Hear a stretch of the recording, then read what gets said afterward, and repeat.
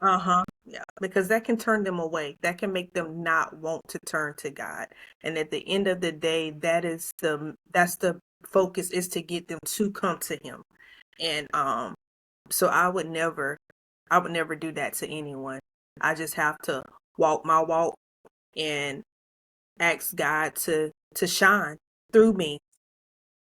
So, how do you support other military wives going through your ministry and prayer groups? So I have only really I'm not into like the FRG or anything like that, but when I do come across military spouses or women that may need, if they like, because we have a little Facebook thing that you can see when you have new people coming in and the wives may need this and need that. I do reach out. I make sure that I post what we're doing in that feed to pull people in, because I know that someone is always going to need some type of prayer or some type of guidance, especially when you are dealing with coming to a new place. You might not have no family.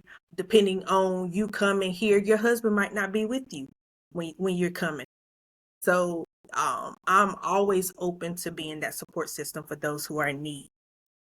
Yeah, because we can't do this walk alone.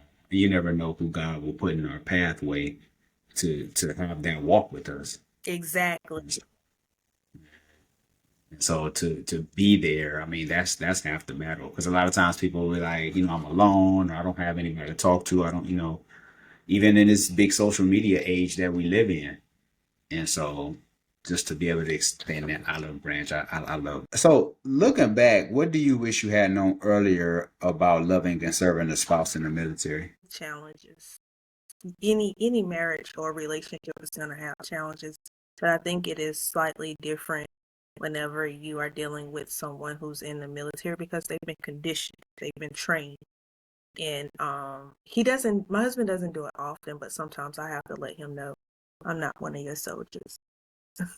He worked in psyops at one point, and I had to let him know, you got to watch your verbiage with me, because you can't work me like an assignment.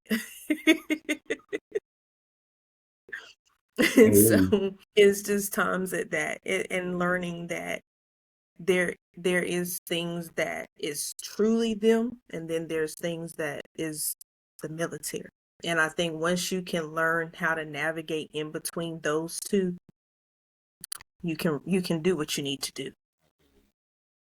Yeah. I wanted to ask, I wanted to speak with you about uh, the ministry of Holy Heat and how did the story of, because I'll be interviewing Manaya shortly, and how did y'all meet, and then how did you both birth Holy Heat? So Manaya and I met, I think our daughters are, they just turned, they're getting ready to, they're 12. So we met at Bold Church in Charlotte, North Carolina, 11 years ago, 12 years ago.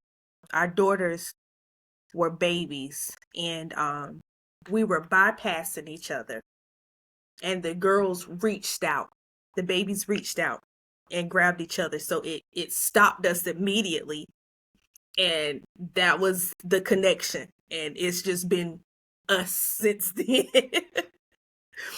So that was, our babies are to thank for our relationship.